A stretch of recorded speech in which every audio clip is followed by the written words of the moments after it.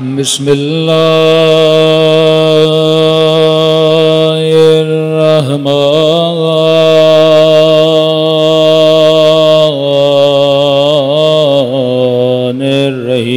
الرحيم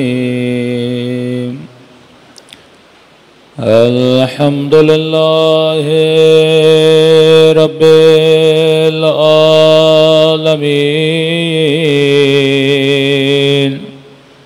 الحمد لله كما هو أهله الصلاة والسلام على سيد المرسلين وخاتم النبيين أبي القاسم محمد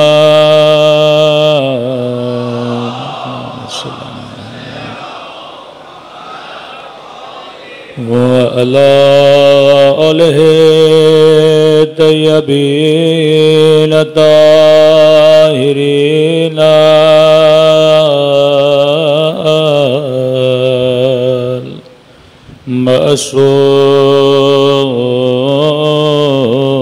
معصومین. سب مل کے اپنے مولا کے ظہور کی دعا. اللہم کل ولیک حجت ابن الحسن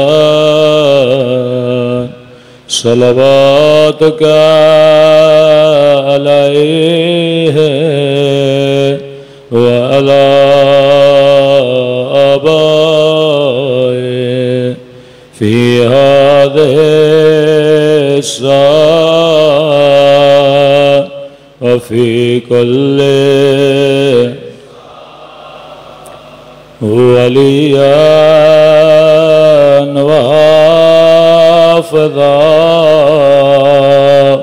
وقائدا وناصرا ودليلا وأنا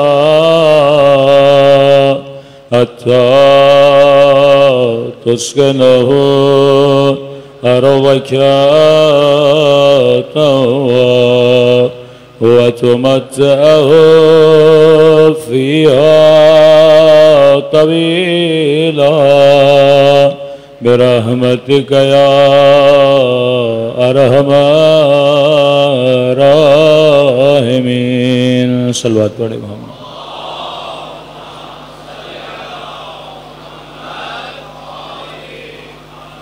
بسم اللہ الرحمن الرحیم. رب اشرح لی صدری ویسر لی امری واحلل عقدۃ من لسانی یفقہوا قولی. اما بعد فقط قال سبحانہ وتعالی فی محکم کتابہ بسم اللہ الرحمن الرحیم یا ایہا الذین آمنوا اتقوا اللہ وکونوا مع الصابرین. صلوات پڑھے محمد وآل محمد.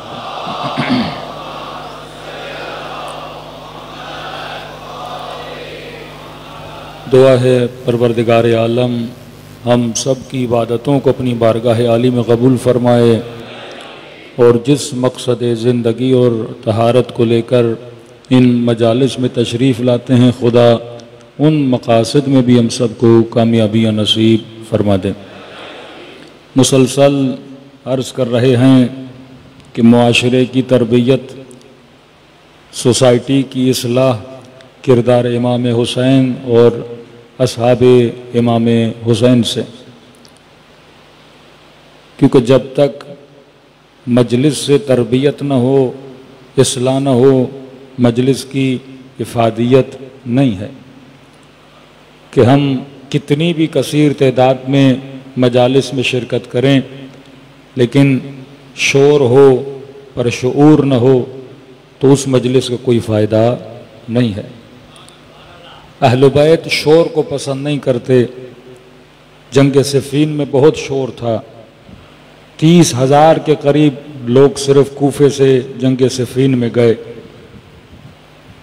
ہزاروں کی تعداد میں یہی کوفی امام حسن کے ساتھ لشکر میں شرکت کرنے کے لیے گئے، لیکن کبھی حسن ابن علی کو پیٹھ دکھائی، کبھی امیر المومنین کے گلے پہ تلواریں لا کے رکھ دیں کہ علی جنگ کو بند کر دو، اور کبھی خط لکھے امام حسین کو بلا کر انہوں نے پش دکھائی امام حسین کو۔ تو ایک مرتبہ انسان شور بہت کرتا ہے کہ نکلیے جنگ پہ، ہم آپ کے ساتھ ہیں، حسن ابن علی قیام کریے، ہم آپ کے ساتھ ہیں، حسین ابن علی مدینے سے آئیے، ہم آپ کے ساتھ ہیں، اور جب انسان آ کے میدان میں کھڑا ہو جائے اسے تک و تنہا چھوڑ کے بھاگا جائے۔ ہزاروں کی تعداد میں جناب مسلم ابن عقیل کے پیچھے کہ نماز پڑھنے کے لیے آ گئے، لیکن آخری رات جب نماز کو تمام کرتے ہیں اور مڑ کے دیکھتے ہیں کہ کوئی بھی شخص جناب مسلم کے پیچھے نہیں ہوتا، کہ آخری دنوں میں گلیوں میں جناب مسلم اس تنہائی کے عالم میں چل رہے تھے کہ کوئی ایک ہو جو دروازہ کھولے کہ جس کے گھر میں جناب مسلم جا کے پناہ لیں۔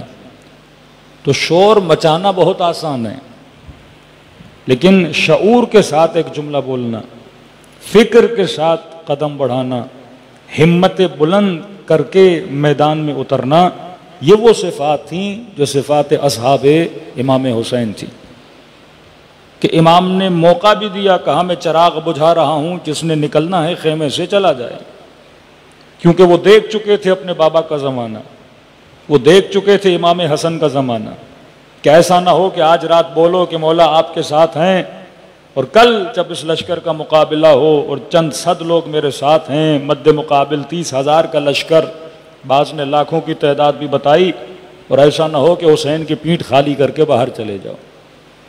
چراغ بجھایا کہ کہیں ایسا نہ ہو کہ کسی کو اٹھنے میں شرم آئے، کبھی ہوتا ہے بندہ مروت میں آ جاتا ہے کہ ابھی بیٹھے ہو لیکن شرم کے مارے کہ ہم آئے تو تھے اور آدھے راستے کو خالی کر کے نکل کیسے جائیں، پھر امام نے کہا چراغ بھی بجھا دیتے ہیں، شرم کرنے کی ضرورت نہیں ہے، یہاں تک آئے حسین آپ کا شکریہ ادا کرتے ہیں، اور آج چھوڑ کے بھی گئے تو کل قیامت کے دن کوئی شکایت نہیں کروں گا نانا کے دربار میں۔ لیکن جب چراغ بجھایا، جن کو رکنا تھا وہ حسین کے ساتھ رکے رہے، تب یہ جملے کہے کہ ماں نرا، میں حسین لا اعلم، میں حسین نہیں جانتا، جیسے اصحاب خدا نے مجھے عطا کیے ہیں ایسے اصحاب نہ میرے بابا علی کو دیے، نہ میرے نانا کو دیے، نہ میرے بھائی حسن کو دیے۔ واقعاً آج دنیا اصحاب حسین کے نعرے مارتی ہے، آج دنیا سے کروڑوں لوگ ان اصحاب حسین کو سلام کرنے جاتے ہیں، نہ صرف آپ سلام کرتے ہو بلکہ حدیث کے جملے ہیں، کامل الزیارات کے جملے ہیں کہ جب یہ ایام آتے ہیں فرمایا ہر روز ان کی قبور پر 70,000 سے زیادہ ملائک سلامی لے کر آتے ہیں، ان پہ حضرت محمد سلام کرتے ہیں، ان پہ آدم و نوح سلام کرتے ہیں، ان پہ انبیاء سلام کرتے ہیں۔ فرمایا بدر کے شہداء ان کی شہادتوں پہ رش کھاتے ہیں، تا قیامت آنے والے شہید ان پہ رش کھائیں گے جنہوں نے حسین کے ساتھ وفا بھی کی، دنیا میں بھی عزت پائی اور آخرت میں رسول کے سامنے اپنے نام کو بھی بلند کیا۔ صلوات پڑھے محمد و آل محمد۔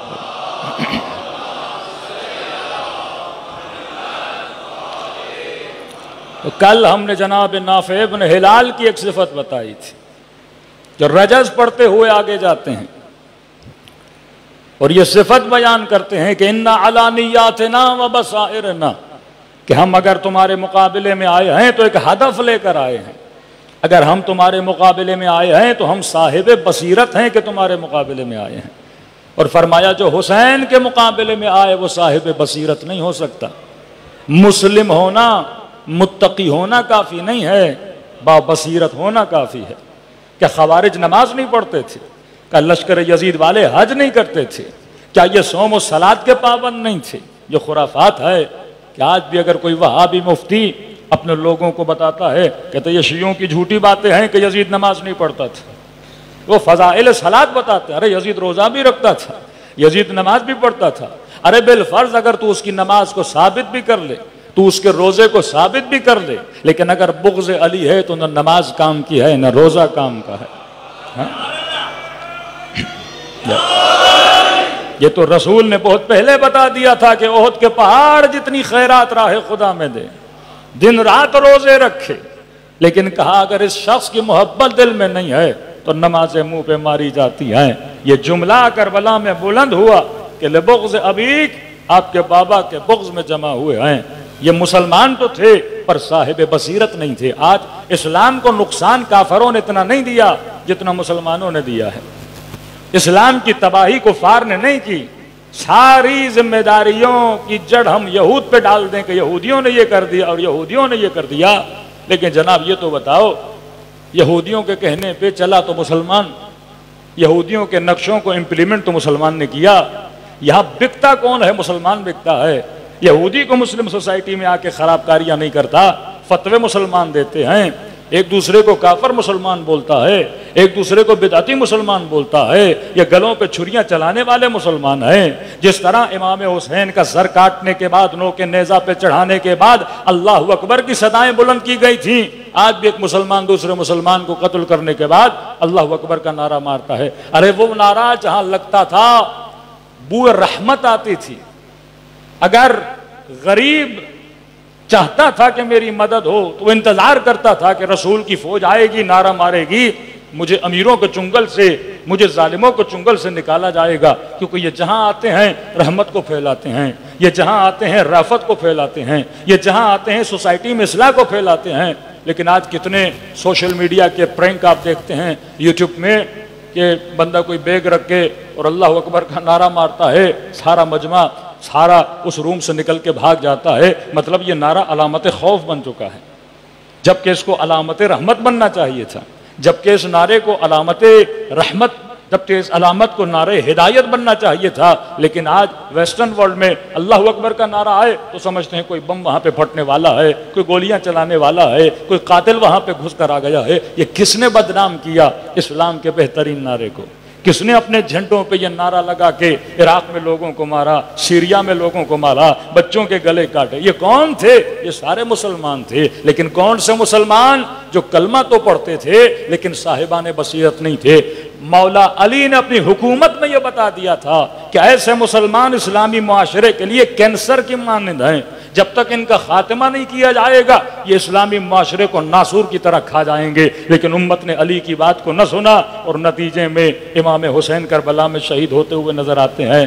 اور یہ نہ سمجھا جائے کہ صرف امام حسین شہید ہوئے، ظلم امت اسلامی پر بھی ہوا، وہ بنو عباس ہوں، وہ بنو امیہ ہوں، اس کے بعد جتنی حکومتیں آئی ہیں اسلامی معاشروں کو تباہی بربادی کی طرف لے جایا گیا۔ لیکن یہ کرم تھا اہل بیت علیہ الصلوۃ والسلام کا کہ اتنے بڑے خباثتوں بھرے معاشرے سے انہوں نے کچھ لوگوں کو نکال کر صحیح راستے پہ لا کے کھڑا کر دیا کہ آج اللہ کا شکر ادا کرتے ہیں کہ ہم ان میں سے نہیں ہیں جو دشمنان اہل بیت تھے۔ اللہ نے ہمیں آج محبوں کی صفوں میں رکھا ہوا ہے، حسین کے چاہنے والوں کی صفوں میں رکھا ہوا ہے۔ کم از کم ہم قیامت کے دن رسول کے سامنے شرمندگی کا سامنا تو نہیں کرنا پڑے گا کہ یا رسول اللہ ہم نے آپ کی آل سے محبت کی تھی، جب جب حسین کا نام آیا تھا ہم نے اظہار محبت کیا تھا۔ صلوات پڑھے محمد وآل محمد۔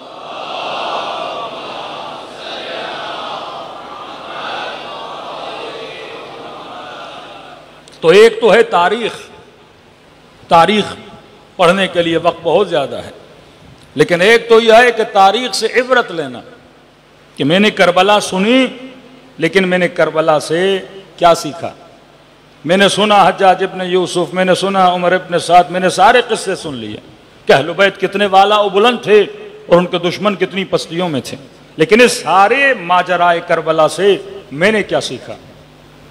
کیا میں نے اصحاب امام حسین سے کوئی چیز پائی اپنی زندگی میں؟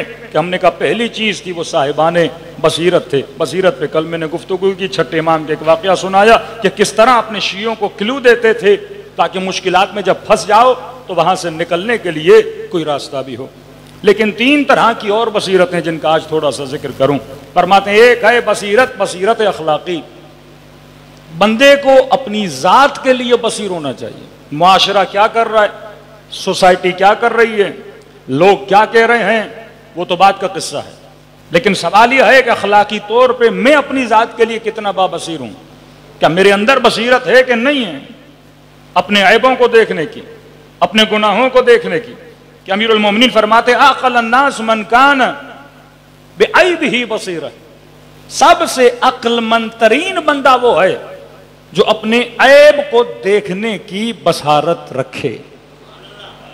ہمارے ہاں الٹ ہے، اپنے لیے میں اندھا ہوں، لوگوں کے لیے میری آنکھیں کھلی ہیں۔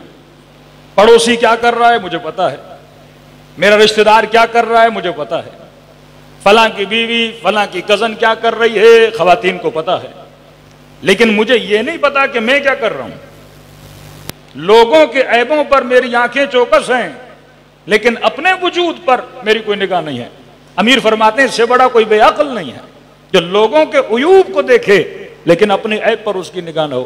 بھائی فلاں نماز پڑھتا ہے نہیں پڑھتا وہ اس کا مسئلہ، وہ حجاب کرتی ہے نہیں کرتی وہ اس کا مسئلہ، اس کا بیٹا کہاں پڑھ رہا ہے کیا کر رہا ہے وہ اس کا مسئلہ، اس کی بیوی کس سے بات کرتی ہے وہ اس کا مسئلہ، لیکن یہ تو بتاؤ آپ کیا کرتے ہو، آپ سے آپ کا پوچھا جائے گا۔ میں کہوں نہیں جناب میرے عیب میں نے نہیں دیکھنے، اور ہم نے چار لوگوں نے بیٹھ کے آپس میں دوسروں کے عیوب کو ڈسکس کرنا ہے۔ علی فرماتے ہیں یہ صاحب بصارت نہیں، بصیر کا مطلب یہ ہے کہ وہ گناہ کرے گا اپنی قبر میں جائے گا، تو نے اپنے گناہوں کو دیکھنا ہے، تم نے اپنے عیوب کو دیکھنا ہے۔ آپ پاکستان کا جب سیاسی شو دیکھتے ہیں نا تو کیا ہوتا ہے، کہتے ہیں جناب آپ نے ملک کا بڑا برا حال کر دیا، وہ فوراً کہتے ہیں آپ نے کون سا کمال کیا تھا، آپ نے کون سی اچھائیاں کی تھیں، آپ کے دور میں بھی یہ ہوا تھا، آپ کے زمانے میں۔ اب یہ عقل مند بندہ اگر عقل مند ہوتا تو اپنی کارکردگی میں نگاہ کرتا، اس نے جو کیا وہ اس کا کام تھا، سوال یہ ہے کہ آپ نے کیا کیا۔ خدا قیامت میں یہی پوچھے گا کہ تم نے اپنی زندگی میں کیا کیا تھا، تم نے اپنے ہاتھوں سے کون سے کرامت والے کام کیے تھے، تم نے اپنی زبان سے کون سی نیکیاں کی تھیں۔ تو فرمایا اب عقل الناس من کان بعیبہ بصیرا، عقل مند ترین بندہ وہ ہے جو اپنے عیوب کے لیے کیا رکھتا ہے، آنکھوں کو کھول کے رکھتا ہے۔ پھر فرمایا ابصر الناس من ابصر الناس، سب سے بابصیر ترین بندہ وہ ہے اگر کسی کے عیب کو دیکھتا بھی ہے اس عیب کو گھماتا نہیں ہے، اس سے عبرت حاصل کرتا ہے۔ میں نے دیکھا کہ یزید شرابی تھا، عبرت کون سی حاصل کی؟ میں نے دیکھا کہ رے کی حکومت کی لالچ میں ابن سعد امام حسین کا دشمن بنا۔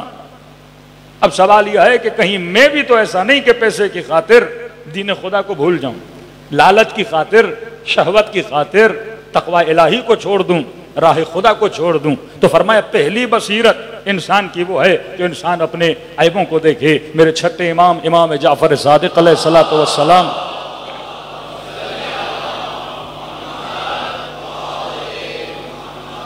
مولا کے زمانے میں حاکم وقت کے پاس ایک بندہ وزیر تھا۔ اب یہ حکم معصومین ہے کہ ظالموں کی نوکری نہ کیا کرو۔ پھر کسی نے کہا مولا میں دو طرح کے مسئلے، مولا حاکم ہے تو ظالم کیا کسی بھی صورت میں کام نہیں کر سکتا؟ امام نے فرمایا ایک صورت میں کر سکتے ہو، اس نیت سے نوکری کرو کہ ہمارے چاہنے والے اور علی کے شیعوں کی مدد کرو۔ اگر آپ ظلم کے سسٹم میں ہو، چار شیعوں کو، چار اہل بیت کے چاہنے والوں کو پکڑ کے لایا جاتا تھا، کبھی قاضی القضات کے پاس، کبھی زندان میں۔ اب ظاہر اپنا بندہ ہوگا تو تھوڑی کیا کرے گا، ان کی مدد۔ اس نیت سے اگر کام کرو تو نوکری جائز ہے ورنہ حرام ہے۔ اس نے مولا کو خط لکھا کہ مولا میں توبہ کرنا چاہتا ہوں، میں نے بڑی نوکری کر دی ہے ظالم پر۔ امام نے کہا اب بصیر بنا، اسے احساس گناہ ہوا، اسے احساس خطا ہوا کہ واقعاً میں غلطی کر رہا تھا، کسی ظالم کے پاس نوکری کر رہا تھا۔ امام نے کہا ایک شرط ہے، اب بابصیر تو بنے ہو لیکن اس شرط پہ عمل کرو تو خدا معاف کر دے گا۔ مولا کون سی شرط ہے؟ فرمایا جتنا حرام کاریوں سے پیسہ جمع کیا ہے وہ غریبوں کو پلٹا دو۔ یہ پرانی کہانیاں ہیں، زمینوں پہ قبضہ، لوگوں کے مال پہ قبضہ، ٹیکسوں کی چوری کرنا، غریبوں کے مال سے دولت بنانا، بنگلے بنانا، گھر بنانا، سرکاری لوٹ مار، یہ تو اس سے بہت پرانے ہیں، اسی زمانے سے چلتے ہوئے آ رہے ہیں۔ امام نے کہا واپس کرو تو خدا معاف کر دے گا۔ اس کے پاس جتنی دولت تھی، جتنا پیسہ تھا، اس کو پتا تھا میں نے کس راستے سے کمایا ہے، اس نے غربا میں تقسیم کیا، سارا تقسیم کر دیا۔ کسی نے میرے چھٹے امام کو بتایا مولا وہ بیمار ہو گیا ہے، گھر میں لگ رہا ہے اس کی آخری لمحات ہیں، دنیا سے جانے والا ہے۔ میرے چھٹے امام نے اس کی طرف خط بھیجا اور لکھا کیونکہ تو بابصیر بنا اور بصیرت کی نشانی یہ تھی جو تم نے کیا تھا، تم نے اس کا ازالہ بھی کیا، غریبوں میں تقسیم کر دیا کہ اب میں جعفر صادق لکھ کر دے رہا ہوں کہ اللہ تجھے جنت میں گھر عطا کرے گا، ضمانت دے رہا ہوں کہ تو جنتی ہے، کیونکہ تو کیا بنا تھا؟ بابصیر بنا تھا۔ اب سرنا سب سے بابصیر بندہ وہ ہے عیب کو تلاش کرے، تلاش کرنے کے بعد عیب کو دور کر دے۔ اب ہر بندے کی اپنی اپنی کمزوری ہے نا، کسی کی کمزوری نگاہ حرام ہے، کسی کی کمزوری پیسہ ہے، کسی کی کمزوری عورت ہے، کسی کی کمزوری نشہ ہے، کسی کی کمزوری شہرت ہے، کسی کی کمزوری فوٹو ہے، ہر بندے کی اپنی کمزوری ہے، کوئی دکھنا چاہتا ہے، ہر بندہ اس معاشرے میں جو چل رہا ہے، اب یہ میں نے ڈھونڈنا ہے کہ واقعاً میرا عیب کیا ہے، وہ کون سی پوائنٹ ہے جہاں پہ میں پھسل جاتا ہوں، ان چیزوں کو میں نے کنٹرول کرنا ہے۔ تقویٰ کا مطلب کیا ہے؟ اپنے نفس کو مینیج کرنا، مجھے مینجمنٹ آنی چاہیے کہ اپنے نفس کی مینجمنٹ کو کیسے سنبھالوں، کیونکہ نفس کبھی کھانے کے پیچھے، نفس کبھی حسن کے پیچھے، نفس کبھی شہرت کے پیچھے، نفس کبھی نام و نمود کے پیچھے، نفس مختلف چیزوں کے پیچھے توڑتا ہے۔ اب یہاں پہ میں نے نفس کو مینیج کرنا ہے، جو بہترین مینیجر ہے وہ متقی ہے، اور جب متقی بنتا ہے تو خدا اس کے دل میں نور کو نازل کرتا ہے، اور جب نور اس کے دل میں آتا ہے اسے راہ حقیقت کو خدا دکھا دیتا ہے۔ تو فرمایا بصیرت کی آنکھیں پیدا کرو، ابتدا کہاں سے کرو؟ اپنے ذات سے کرو، اسے کہتے ہیں بصیرت اخلاقی۔ اپنے اخلاق کو بابصیر بناؤ کہ واقعاً میرے اخلاق میں وہ کون سی صفت ہے جس کی وجہ سے کسی مومن کو تکلیف ملتی ہے۔ یہ گھروں میں جھگڑے کیوں ہوتے ہیں؟ کیونکہ ہمیں پتہ نہیں بیوی سے کیسے بات کرنی ہے، بچوں سے اخلاق کیسے رکھنا ہے، بہو کو یہ نہیں پتا کہ سسر اور ساس کے ساتھ اخلاق کیسے رکھنا ہے، ان کو نہیں پتا کہ بہو کے ساتھ۔ یہ سارے جھگڑے اس لیے ہوتے ہیں کیونکہ ہم بصیر نہیں ہیں، ہمیں یہ نہیں پتا کہ اپنے اخلاقی چیزوں کو مینیج کیسے کرنا ہے، کون سی بات کہاں بولنی ہے اور کہاں پر زبان کو روک لینا ہے۔ یہ بصیرت جس بندے میں آ جائے گی وہ بندہ با تقویٰ بن جاتا ہے۔ صلوات پڑھے محمد و آل محمد۔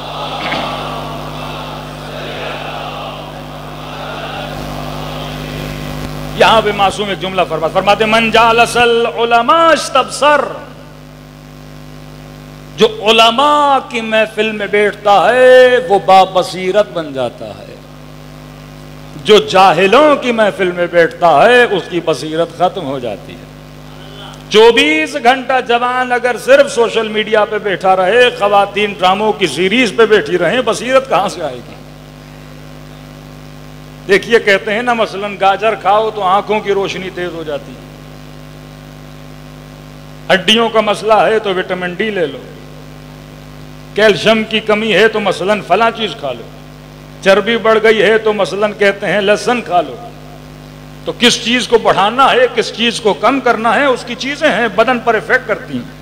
اسی طرح فرمایا اگر صاحب بصیرت بننا ہے، وہ آنکھیں جس سے تجھے پتا لگے کہ غلط کیا ہے، صحیح کیا ہے، حق کیا ہے، باطل کیا ہے، علماء کے ساتھ بیٹھو۔ جالس العلماء، علماء کا مطلب جس بندے کے پاس اتنا علم ہو وہ تمہاری رہنمائی کر سکے۔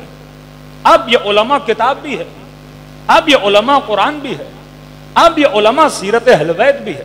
کم از کم 1 گھنٹہ آدھا گھنٹہ کچھ ایسی چیزیں پڑھو جس سے تمہاری بصیرت کیا ہو، بڑھے۔ کل میں نے مثال دی تھی نا کہ جنگ صفین میں جب وہ شخص امیر المومنین کو برا بھلا کہنے لگا کیونکہ صاحب بصیرت نہیں تھا، صرف دیکھا دیکھی، بیٹھا نہیں کبھی علماء کے ساتھ، صبح سے شام تک بنو امیہ کے ساتھ بیٹھا، اب جن کے ساتھ بندہ بیٹھتا ہے انہی کے رنگ رنگ جاتا ہے۔ اور جب امام کے صحابی نے اسے کہا کہ کیوں گالیاں دے رہے ہو علی بن ابی طالب کو، کہا صاحبکم لم یصلی، مجھے بتایا گیا ہے کہ تمہارا مولا نماز نہیں پڑھتا، صاحبکم قاتل العثمان، تمہارے مالک نے عثمان کو قتل کیا ہے۔ اس کو پکڑ کے لایا، عمار سے ملایا، عمار کے بعد اس کو لے گیا اویس قرن کے پاس، کہا دیکھ یہ زہاد اربعہ میں سے ہے۔ کچھ ایسے رسول خدا کے چاہنے والے تھے جن کو لقب ملا زہاد سمانیہ، 8 ایسے جن کی عبادت مشہور تھی۔ اویس قرن پوری رات ایک رات سجدے میں، ایک رات رکوع میں، کہا جو بندہ یمن سے اٹھ کے آیا اور عاشق عبادت ہے، کیا کسی ایسے کے لشکر میں جائے گا جو نماز نہیں پڑھتا؟ تمہاری عقل پر پردے پڑ چکے ہیں۔ یمن سے سفر کر کے آیا جنگ صفین میں، اگر اسے پتا ہوتا کہ علی نماز نہیں پڑھتا تو ویسے قرر علی کے لشکر میں ہوتا۔ کیوں امیر المؤمنین جنگ کو روک کے وقت نماز ہوتا ہے نماز پڑھتے؟ ابن عباس کہتے ہیں مولا نماز کا وقت نہیں، امیر فرماتے ہیں یہ جنگ میں حفظ بقاء نماز کے لیے تو لڑ رہا ہوں۔ جب اس نے اویس قرن کو دیکھا، جب اس نے عمار کو دیکھا، اس کی آنکھیں کھل گئیں، صاحب بصیرت بنا۔ 5 منٹ کے لیے اسے صحبت ملی اس کی جو علی کی صحبت میں تھا۔ 5 منٹ ایسی صحبت ملی جو علی کی صحبت والا تھا، فوراً دل سے بغض امیر المؤمنین نکل گیا۔ کتنا اثر ہے مجالس امام حسین کا، یہ صحبت حسین ہے، یہ کلام حسین ہے، یہ اثر ابی عبداللہ الحسین ہے۔ فرمایا جالس العلماء، جو علماء کے ساتھ بیٹھتا ہے وہ بابصیر بن جاتا ہے۔ اب قرآن کی آیت سورہ حدید 128، یا ایھا الذین آمنوا اتقوا اللہ وآمنوا برسولہ یأتکم کفلین من رحمہ ویجعل لکم نورا۔ فرمایا جو اللہ پر ایمان لائے، صاحب تقوی بنے، رسول پر ایمان لائے، اللہ اسے 2 بازو عطا کرتا ہے، یعنی اسے صاحب بصیرت بناتا ہے۔ یہ پر ہیں، بصیرت کے پر ہیں، اسے عطا کرتا ہے۔ فرمایا وَيَجْعَلْ لَكُمْ نُورًا، اور خدا اس کے لیے کیا قرار دیتا ہے؟ نور قرار دیتا ہے۔ ماسو فرماتے ہیں جو تقوی اختیار کرتا ہے خدا اسے وہ نورانیت، بعض مفسرین نے لکھا یہ نور آخرت کا نور ہے، لیکن ہمارے مفسرین کہتے ہیں آخرت میں بھی اس بندے کو نور ملے گا، لیکن آخرت کا نور اتنے کام والا نہیں ہے جتنا دنیا کا نور کام والا ہے۔ یہ نور یہاں ملے گا، مطلب اسے وہ ٹورچ، اسے وہ روشنی خدا دے گا جہاں سے یہ راہ کو پہچان سکے گا کہ میں نے یزید کے لشکر میں جانا ہے یا میں نے حسین کے لشکر میں جانا ہے، میں نے صفین میں علی کے مقابلے میں جانا ہے یا علی کا ساتھ دینا ہے۔ وَيَجْعَلْ لَهُ مَخْرَجًا، کہیں پر ہے وَيَجْعَلْ لَهُ فُرْقَانًا، خدا اس کے لیے ایک راستہ بنائے گا، خدا اسے یہ بتائے گا کہ حق کیا ہے باطل کیا ہے۔ یہ وہی لوگ ہیں جو صاحبان بصیرت ہیں۔ ایک مرتبہ آپ کے اندر یہ صلاحیت پیدا ہو گئی، پھر آپ کبھی بھی باطل کے راستے پہ نہ چلیں گے، ہمیشہ حق کی راہ پہ گامزن رہیں گے۔ صلوات پڑھے محمد وآل محمد پر۔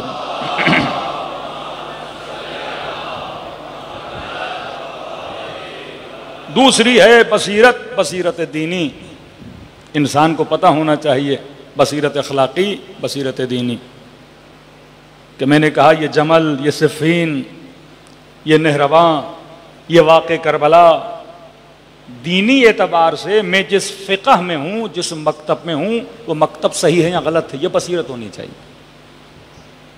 کہ آج واقعاً مسلمان کو نہیں، نہ مسلمان سوچتا ہے کہ میں نے مفتی ہمدرد کی ایک بات کی تھی آپ کی خدمت میں اس دن، وہ ایک بڑا اچھا سوال اٹھاتا ہے، کہتا ہے یہ ہمیں کس نے کہا کہ ہم صرف ابو حنیفہ کے فقہ کو ہی فالو کریں؟ ہم کیوں اپنی فقہ جعفر صادق سے نہیں لے سکتے بھائی؟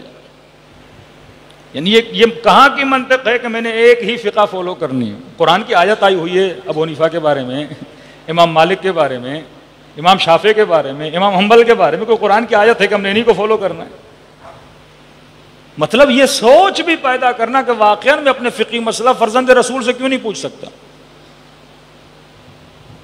اور یہ بھی عجیب اتحاد ہے اہل بیت کی فقہ میں کہ عالم اسلام میں 4 امام ہیں اہل سنت، اور 4 اماموں کی 4 فقہیں ہیں الگ الگ۔ 4 امام، کتنی فقہیں؟ 4 فقہیں الگ الگ، کوئی کہے گا ادھر، کوئی کہے گا ادھر، کوئی کہے گا ادھر، اختلاف ہے۔ اور عالم تشیع میں 12 امام ہیں۔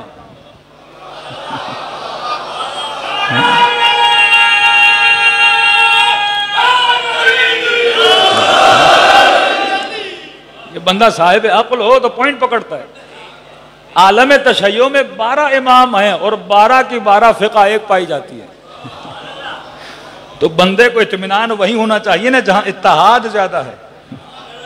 4 امام ہیں، فتاوی میں اختلاف ہے، یہاں 12 امام ہیں، فتاوی ایک ہیں۔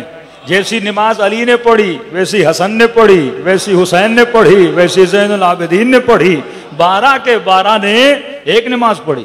اور ہمارا جو سلسلہ ہے، یہ تمام تر کاتبین حدیث کہتے ہیں سلسلۃ الذہب، سونے کا سلسلہ۔ امام رضا کی وہ حدیث ہے نا نیشاپور میں کہ کلمۃ لا الہ الا اللہ حصنی، کہتے ہیں اس حدیث کا جو سلسلہ ہے وہ کون سا ہے؟ سونے کا سلسلہ۔ سونا کیوں؟ کیونکہ بیچ میں کوئی بھی غیر ہاشمی راوی نہیں ہے۔ مولا فرماتے ہیں میں نے اپنے بابا سے، انہوں نے اپنے بابا سے، انہوں نے اپنے بابا سے، انہوں نے اپنے بابا سے، یہاں تک مولا علی تک پہنچتے ہیں، علی نے رسول سے، رسول نے جبرائیل سے، جبرائیل نے اللہ سے۔ ہمارے جتنے سلسلے ہیں، چھٹے امام سے آپ جو پوچھو گے وہ فرماتے میں نے اپنے بابا سے، انہوں نے قطعاً بیچ میں کوئی، یعنی گھر کی بات گھر تک جاتی ہے، گھر سے رسول تک جاتی ہے، رسول سے جبرائیل تک جاتی ہے، اور جبرائیل سے اللہ تک چلی جاتی ہے۔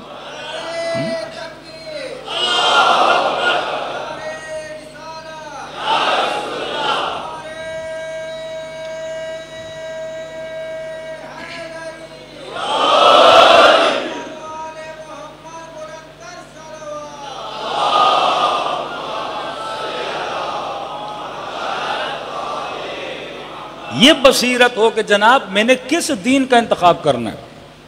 آج جوان یونیورسٹی میں جاتا ہے، پچھلے زمانوں میں کبھی اوشو کا فتنہ آیا، کبھی کانٹ، کبھی ڈیکارٹ، مختلف چیزیں جوانوں کے ذہنوں میں، بچیاں جاتی ہیں یونیورسٹیز میں، ان کو یہ حقوق النسوان کے نام سے ان کو گمراہ کر دیا جاتا ہے، اسلام کی یہ چیز اس عورتوں کے خلاف ہے، اسلام کی یہ چیز عورتوں کے خلاف ہے۔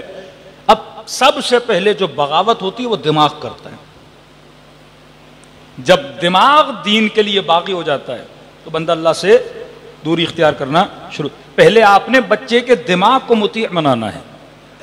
جب تک دماغ اللہ کے، دیکھیں نا، دماغ باغی بنا کہ نماز کیوں پڑھوں، دماغ نے بغاوت کی حجاب کیوں کروں، اتنی گرمی میں مرد کھلے ڈھلے گھومیں، سارا حجاب کس کے لیے ہے؟ ہمارے لیے ہے۔ دماغ جب بغاوت کرنا شروع کر دیتا ہے، یہ پہلی بغاوت یہاں سے شروع ہوتی ہے۔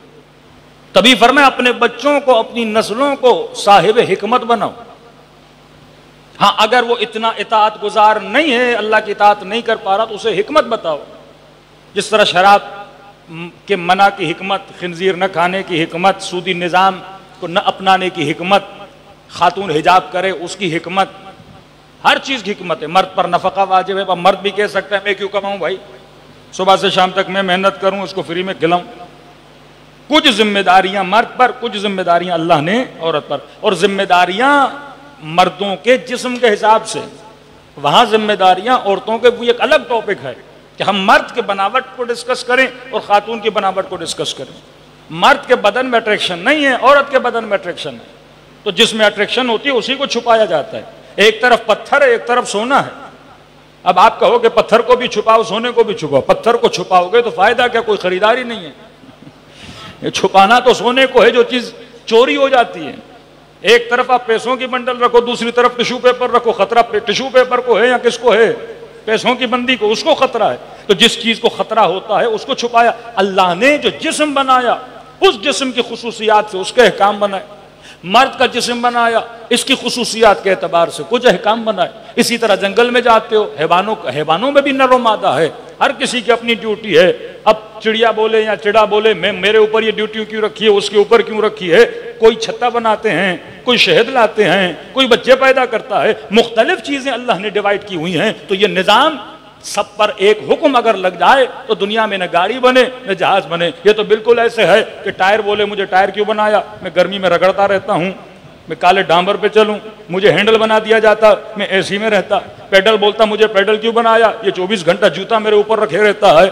اب باہر کسی کو پیڈل بننا ہے، کسی کو ہینڈل بننا ہے، کسی کو ٹائر بننا ہے، تب جا کے گاڑی بنے گی۔ اب عورتیں بھی بولے کہ ہم بھی کمائیں گی، مرد بھی بولے کہ میں بھی کماؤں گا، اب دونوں کمانے پہ لگ جائیں پھر بچوں کا تو انا للہ ہے و انا الیہ راجعون ہو جاتا ہے۔ جناب اگر عورت 24 گھنٹہ کما نہیں سکتی، ظاہر ہے ماہواری کے مسائل ہیں خواتین کے، ان دنوں میں کام کرنا مسئلہ ہو جاتا ہے۔ خاتون پریگننٹ ہو جاتی ہے، ان دنوں میں کام کرنا اس کے لیے مسئلہ ہو جاتا ہے، پھر تو پورا سال چھٹیوں میں ہی سارا گزر جائے گا۔ کچھ کام ہے ہارڈ ورک ہوتے ہیں وہ مردوں کے ہیں، کچھ کام سافٹ ورک ہیں وہ عورتیں کر سکتی ہیں۔ تو اللہ نے ایک نظام بنایا ہے، مرد کی اپنی ذمہ داری رکھی، عورت کی اپنی ذمہ داری۔ یہ دین حکمت ہے۔ جب آپ حکمت سے دور ہو جاتے ہو تو پورا معاشرہ تباہ و برباد ہو جاتا ہے۔ آج ویسٹرن ورلڈ میں اتنے انہوں نے وومن رائٹس کو بڑھا دیا، اتنے رائٹ، مثلا عورت مرد سے الگ ہو جائے تو مرد کی آدھی ملکیت خاتون کے پاس چلی جاتی ہے۔ یہ کل ہی مجھے کسی نے بتایا، خبر صحیح یا سچ آپ خود جا کے تصدیق کر دیں۔ ایمیزون کا جو مالک تھا بیوی کو طلاق دے دی۔ وہ کہتے ہیں جو دنیا کے 10 امیر ترین لوگ ہیں اس میں اس کی بیوی بھی آ گئی فری میں۔ اس نے اتنا کمایا، بیوی نے طلاق لی، آدھی کی آدھی ملکیت اس کی بیوی کے پاس چلی گئی۔ اب ویسٹرن ورلڈ کے مرد شادی نہیں کرتا، اس نے ایک نیا فارمولا نکالا ہے لیونگ، ساتھ رہیں گے پر شادی لیگل شادی نہیں کریں گے.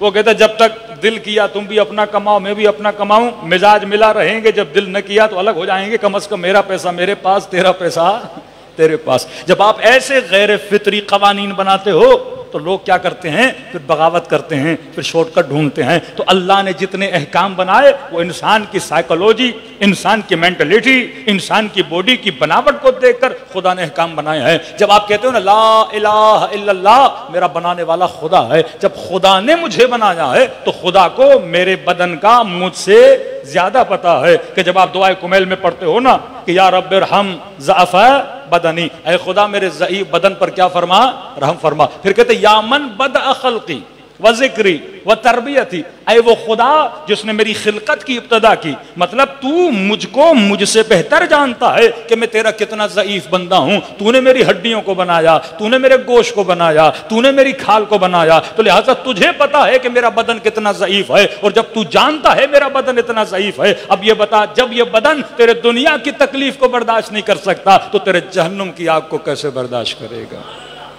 جب جمعہ دعائے کمیل کے دن بھی ہیں, یہ امیر المؤمنین کیوں فرماتے ہیں انسان اگر میں نے خود کو خود بنایا ہے تو آپ اپنے اصول خود بناؤ, لیکن اگر یہ مان لیا کہ مجھے اللہ نے بنایا ہے تو لہٰذا قانون بھی کون بنائے گا, اللہ بنائے گا. تو یہ انسان کو بابصیرت ہونا چاہیے. یہ احکام اسلامی جب تک انسان کو سمجھ نہیں آئیں گے, مسائل دینی, جب تک انسان بابصیر نہیں ہوگا. صلوات پڑھے محمد وآل محمد پر.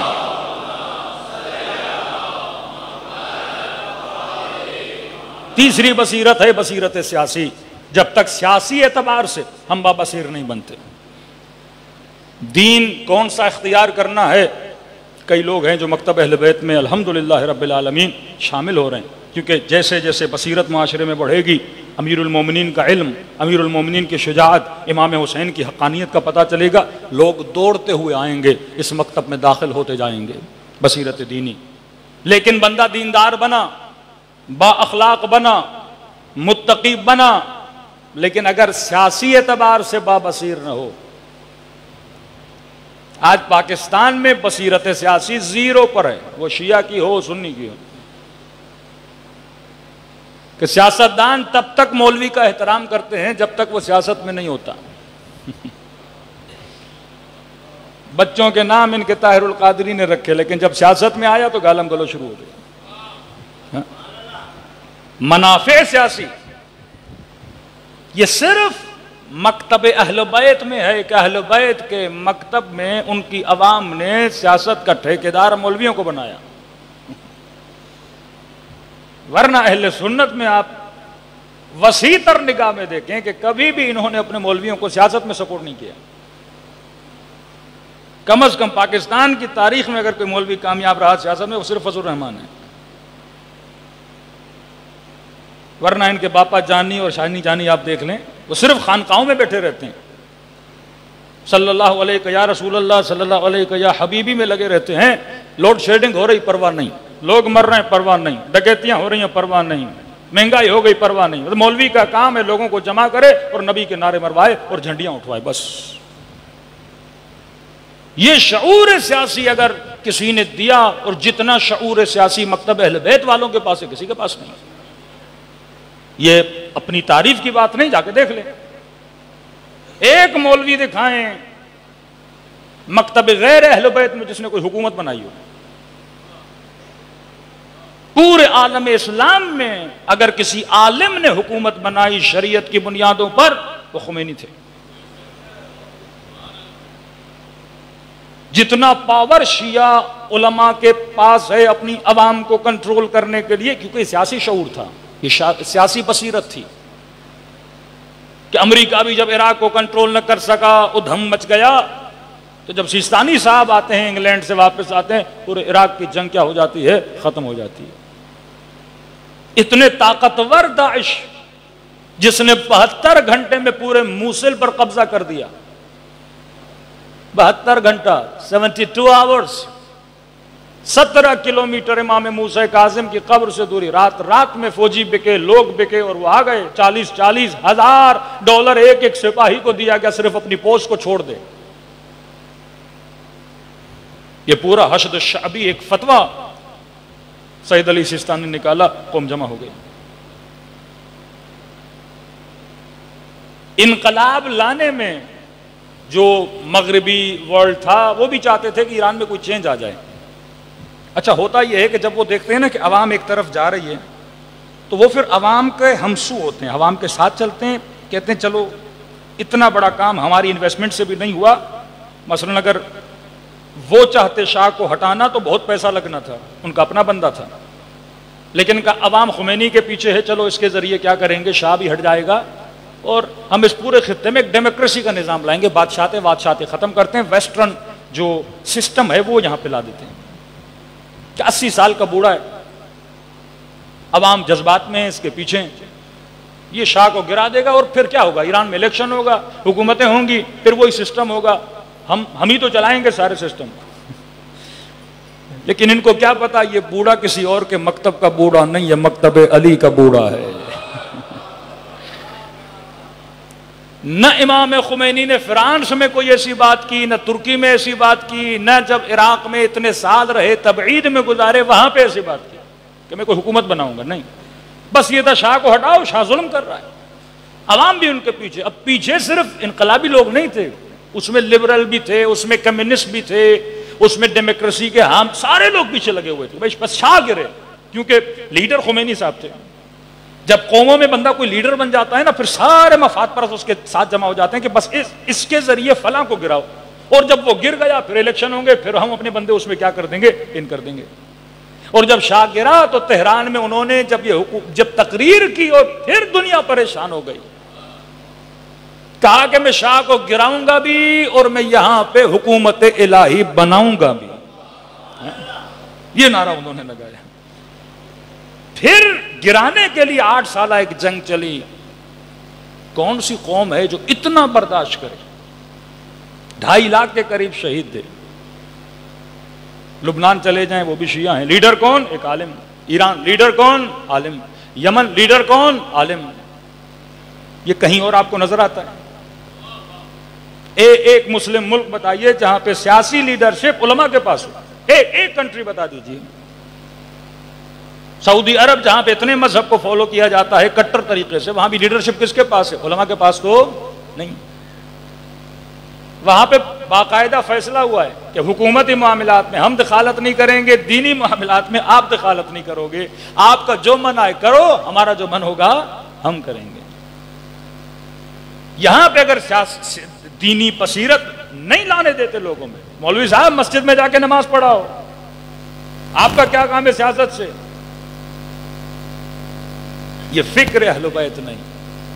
فکر اہل بیت یہ ہے کیونکہ حکومت کا کام ہے معاشرے کو دیندار بنانا، حکومت کا کام ہے فحاشی کو روکنا، حکومت کا کام ہے غیر شرعی کاموں کو روکنا. کہیں پہ شراب بک رہی ہے، کہیں پہ گندگی کا اڈا ہے، کہیں پہ رشوت دی جا رہی ہے، کسی بچی کے ساتھ زیادتی ہو رہی ہے، گھروں کے جھگڑے ہیں، طلاق کے مسئلے ہیں، ارث کے معاملات ہیں، پلاٹ پہ قبضوں کے مسائل ہیں. یہ کیسے حل ہوں گے؟ یہ سارے معاملات کس کے ہاتھ میں ہیں؟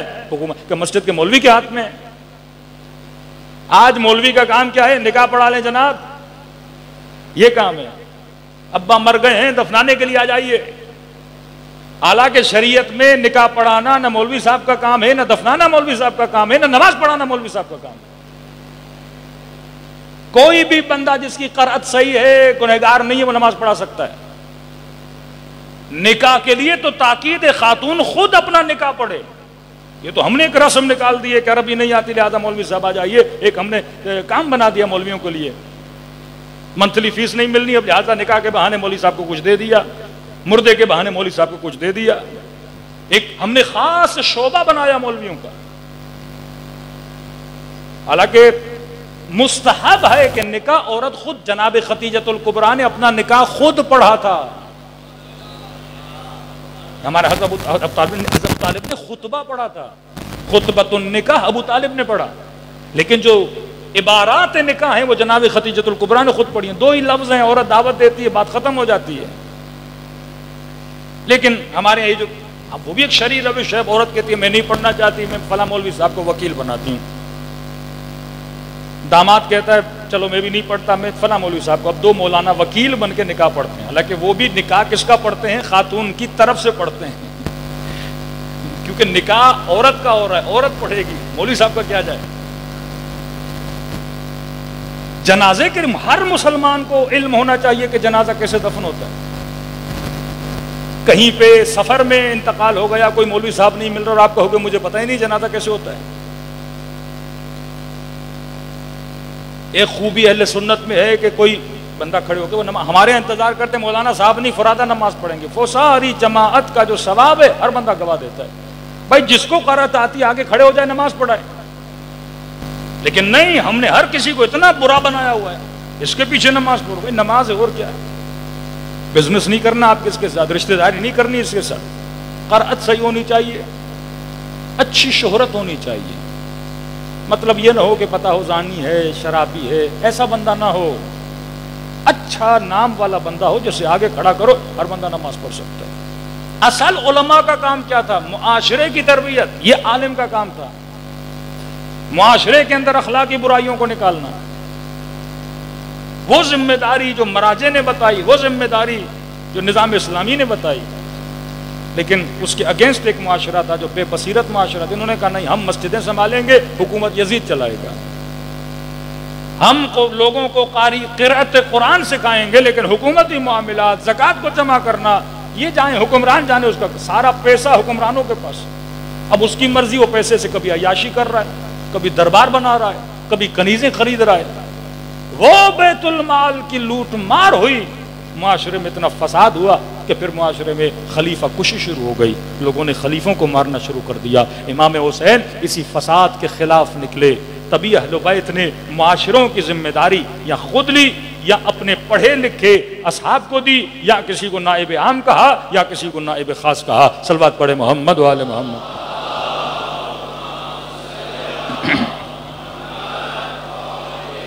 انشاءاللہ کل کی مجلس میں، کیونکہ وہ ٹاپک تھوڑا حساس ہے، کیونکہ ایک بہت بڑی نادانی، ایک بہت بڑی جہالت جو ہمارے معاشرے میں ہمارے اوپر الزام بھی لگایا جاتا ہے کہ کوفی شیعہ تھے، اور ہمارے لوگ بعض انہی اصطلاحات سے متاثر ہو کے وہ بھی یہ کہتے ہیں کہ کوفی کیا تھے؟ شیعہ تھے۔ تھوڑا سا کل ہم ڈسکس کریں گے کہ کوفے میں کس طرح کے لوگ رہتے تھے۔ 3 طرح کے لوگ کوفے میں رہتے تھے، یعنی 3 افکار کو ماننے والے۔ مثلا نیو رضویہ ایک سوسائٹی ہے، تو یہاں پوچھا جائے گا کس سوچ کے لوگ رہتے ہیں، تو آپ بتا سکتے ہیں شیعہ اثنا عشری رہتے ہیں۔ ایک سوسائٹی مکس ہے، آپ بولو گے نہیں شیعہ بھی رہتے ہیں اہل سنت بھی رہتے ہیں۔ ایک سوسائٹی بولیں گے شیعہ بھی رہتے ہیں، سنی بھی رہتے ہیں، اسماعیلی بھی رہتے ہیں، مثلا بحیرہ بھی رہتے ہیں، مطلب 4 گروہوں کی سوسائٹی ہے۔ اسی طرح اگر تاریخ کو پڑھا جائے، بڑی بڑی کتابیں اس پہ لکھی گئی ہیں کہ واقعاً کوفے کی سوسائٹی کیسی سوسائٹی تھی، کس فکر کے رہنے والے لوگ کوفے میں رہتے تھے، اور ان کے تھوڑے ہم نام بھی بتائیں گے، کچھ افراد کا ذکر بھی کریں گے اور تاریخی شواہد بھی بتائیں گے، تاکہ یہ بات کلیئر ہو جائے کہ کوفے میں شیعہ تھے یا شیعہ نہیں تھے۔ اور یہ الزام بعض ہمارے نادان مولانا حضرات بھی لگاتے ہیں کہ بھائی شیعوں نے امام حسین کو کیا کر دیا؟ قتل کر دیا۔ اب شیعہ کی تعریف کیا ہے، واقعاً کون سی فکر رکھنے والے؟ اب 30,000 کوفے سے لوگ کہاں گئے تھے؟ جنگ صفین میں امیر المومنین کے پاس۔ اگر یہ شیعہ ہوتے کہ علی کے گلے پہ تلوار رکھتے؟ ہزاروں کی تعداد میں امام حسن کے پاؤں سے مسلح کھینچا، تو یہ عجیب مزاج کے کچھ لوگ تھے جو کبھی ادھر جاتے تھے کبھی ادھر جاتے تھے۔ اس کے ہم شواہد بھی دیں گے، اور اس کی شواہد میں جناب زہیر کی سب سے بڑی مثال ہے کہ جب زہیر کربلا کے میدان میں جاتا ہے تو لشکر یزیدی کہتے ہیں ارے تو عثمانی مکتب کا تھا، علی کے مکتب میں کیسے چلا گیا؟ اب ایک مکتب کا نام لیا جا رہا ہے۔ جب امام حسین مخاطب کرتے ہیں لشکر کو، کہتے ہیں یا شیعۃ آل ابی سفیان، ایک مکتب کا نام بتا رہے ہیں، اے آل ابو زیاد، اے آل ابو سفیان کے شیعو، تو میرے مقابلے میں آئے ہو۔ اور جناب نوفل جب مقابلے میں جاتے ہیں تو وہ جب اپنا اعلان کرتے ہیں، کہتے ہیں کہ نحن شیعۃ علی بن ابی طالب، ہم کس کے شیعہ ہیں؟ علی بن ابی طالب کے شیعہ ہیں۔ تو اس زمانے میں لوگ خود کو کہتے تھے کہ ہم کس کے شیعہ ہیں، اور وہ بھی بتاتے تھے کس کے شیعہ ہیں۔ وہ 3 گروہ ہیں کوفے کے شہر میں۔ کوفے کی آبادی کتنی تھی؟ کوفے کے شہر کو سب سے پہلے بنایا رسول خدا کے زمانے میں کوفہ نہیں تھا، کوفے کو کسی اور نے بنایا تھا۔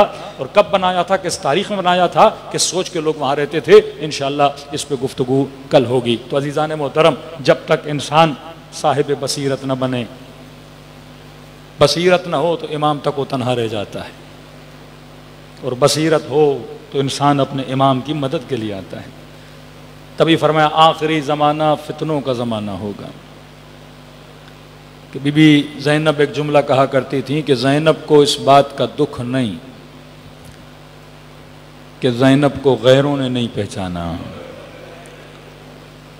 زینب کو دکھ اس بات کا تھا کہ زینب کو اپنوں نے نہیں پہچانا۔ اس شہر میں کئی سال سیدہ زینب نے قرآن پڑھایا تھا۔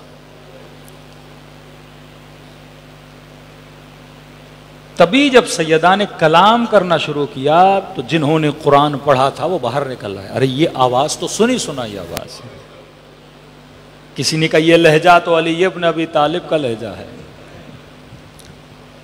تو میں کہا کرتا ہوں سیدہ زینب، اپنوں نے نہیں پہچانا، اپنوں کا دوش نہیں، کیونکہ اپنوں نے کبھی سوچا بھی نہیں تھا کہاں علی کی بیٹی، کہاں کوفے کا بازار۔ ام حبیبہ یہ سوچ بھی نہیں سکتی تھی کہ علی کی بیٹی اور بازار۔ بی بی شیرین نے کبھی سوچا نہیں تھا کہ زینب اور شام کا بازار۔ خدا آپ سب کو شام کی زیارت نصیب کرائے۔ ایک ذاکر کہتا ہے جب میں پہلی مرتبہ شام گیا، کہتے ہیں جب شام کے بازار سے گزرا، میں نے سیدہ زینب کو مخاطب کیا کہ بی بی زینب، رو کر کہا کہ جب آج کا شریف بھی اس بازار سے نہیں گزر سکتا، کہ مجھے نہیں پتا علی کی بیٹی اس بازار سے کیسے گزری۔ دلوں کو کربلا لے جائیں، سلام کریں ان مظلومان کربلا پہ۔ السلام علی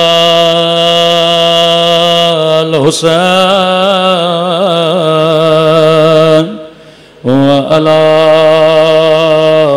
علی ابن الحسین وعلی اولاد الحسین وعلی اصحاب، سب مل کے السلام علی وعلی علی ابن وعلی اولاد وعلی اصحاب، میرا سلام ہو زینب کی لٹی ہوئی چادر پہ،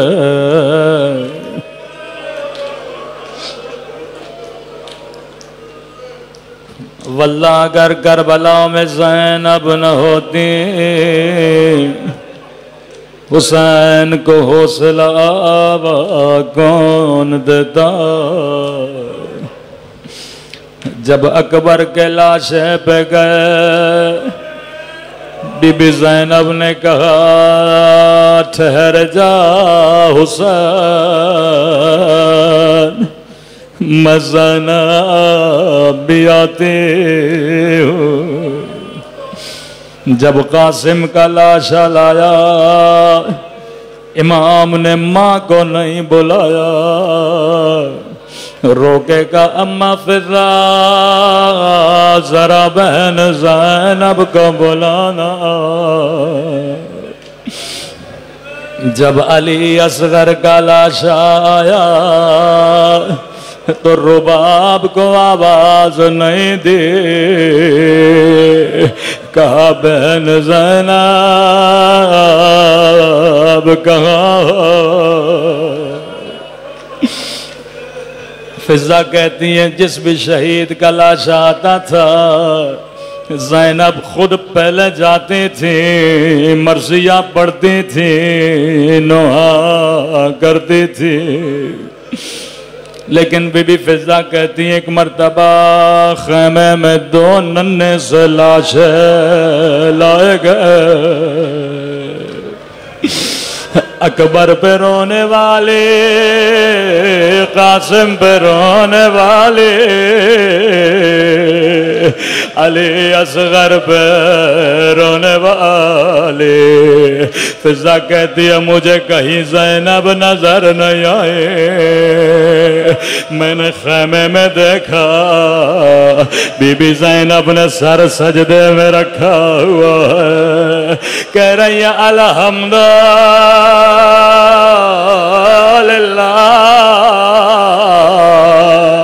اے خدا تیرا شکر ہے تو نے زینب کی قربانی قبول کی۔ اکبر پہ روئیں، قاسم پہ روئیں، علی اصغر پہ روئیں، لیکن زینب نے بچوں پہ گریہ نہیں کیا۔ قافلہ کوفے کی طرف روانہ ہوا، کہ پورے سفر میں کبھی عباس کے سر کو دیکھ کے روتی تھی، کبھی حسین کو بڑی حسرت سے دیکھتی تھی۔ شام کا بازار آیا، کہتی تھی عباس تجھے میری چادر پہ بڑا ناز تھا، عباس میں زینب لٹ گئے۔ فضا کہتی ہے کبھی زینب نے بچوں پہ گریہ نہیں کیا۔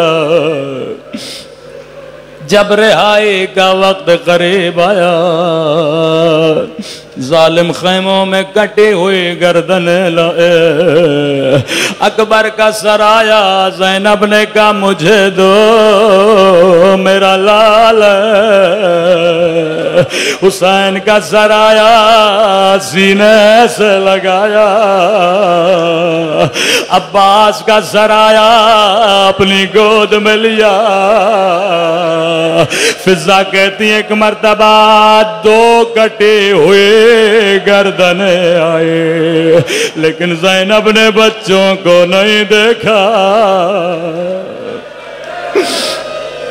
سر لانے والے نے کہا کیا ان سروں کی ماں مر گئی ہے؟ فضا نے کہا مجھے دو یہ میرے بچے ہیں۔ کہ آقا زادے کربلا سے کوفہ، کوفہ سے شام، میں نے نہیں دیکھا کہ بچوں کو گود میں لے کے گریہ کرو۔ روکے کا آقا زادی کیا بچوں سے ناراض ہو؟ بی بی زینب نے کہا اماں فضا میں علی کی بیٹی ہوں، زینب جو ایک مرتبہ دے دے پھر واپس نہیں لیتے۔ قافلہ کربلا پہنچا، اکبر پہ گریہ کیا، عباس پہ گریہ کیا، لیکن فضا کہتی ہیں بچوں پہ نہیں روئی۔ قافلہ مدینے پہنچا، کہا زین العابدین میں نانا کے روزے پہ جانا چاہتی ہوں، نامحرموں کو روزے سے نکالو۔ تکو تنہا نانا کے روزے پہ گئے، دروازوں کو بند کیا، بڑی حسرت سے نانا کی قبر کو دیکھا، کہنے لگی نانا بڑی دور سے آئی ہوں، پوچھو گے نہیں زینب کیا لائی ہو؟ نانا تیری امت نے میری چادر چینی،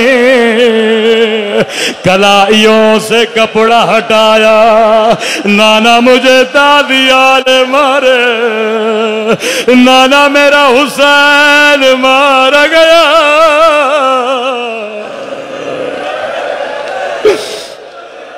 لیکن زینب نے بچوں پہ گریہ نہیں کیا۔ فضا کہتی ہیں سیدھا جنت البقیع گئے، لیکن ماں کی قبر پہ زینب نے کوئی لمبے مصائب نہیں پڑھے۔ ایک کام کیا، قبر زہرا میں زلزلہ آیا، ایک مرتبہ خون بھرا کرتا رکھا، عجب نہیں آواز آئی زینب کرتا ہٹا، روکے کا اماں تجھ سے کرتا نہیں دیکھا جاتا، او میں نے 70 قدموں سے الشمر جالس علی صدر،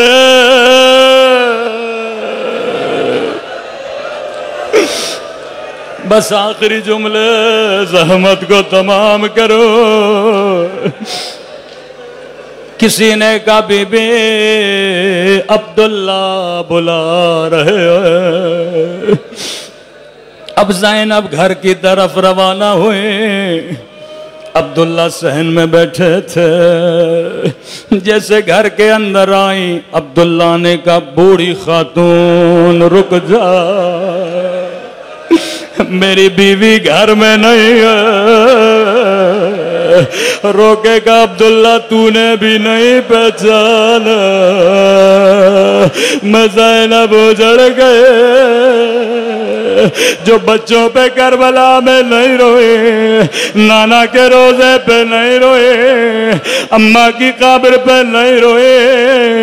راوی کہتا زینب ایک مرتبہ بچوں کے کمرے میں گئے، نگاہ دو ننے سے مصلوں پہ پڑے، مصلوں کو سینے سے لگایا، او میرے اللہ میرے آنا محمد،